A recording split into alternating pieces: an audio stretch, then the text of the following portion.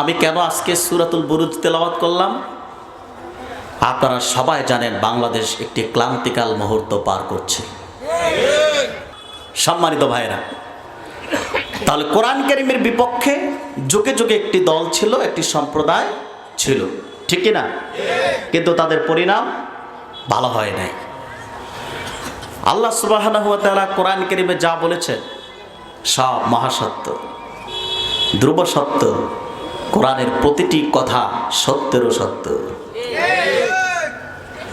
আল্লাহ সুবহানাহু ওয়া তাআলা এরপরেও কোরআন শরীফের সূরাতুল বুরুজে শপথ করলেন ধারাবাহিক 3টি আয়াতে।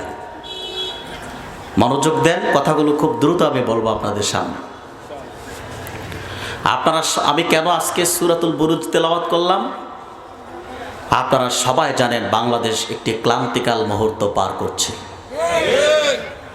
বাংলাদেশের ভাগ্য আকাশে অমাবস্যার কালো আচ্ছন্ন ঘুরপাক করতেছে।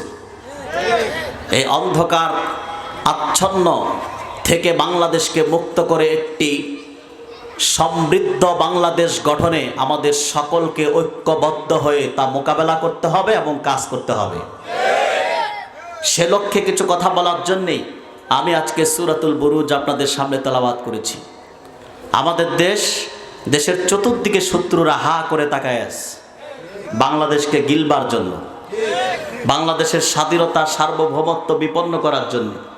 আপনারা নিশ্চয়ই গতকাল মাননীয় সেনাবাহিনী প্রধানের বক্তব্য শুনেছেন, ঠিক না? যা আমরা বহু আগ থেকে বলে আসতেছি, বাংলাদেশের স্বাধীনতা বিপন্ন হতে পারে। কারণ একদিকে ভারত আমাদের সাথে দুশ্মনী করতেছে, আর একদিকে আমেরিকাও আমাদের বন্ধু নয়, তারা আমাদের আরো বড় শত্রু, ঠিক কিনা?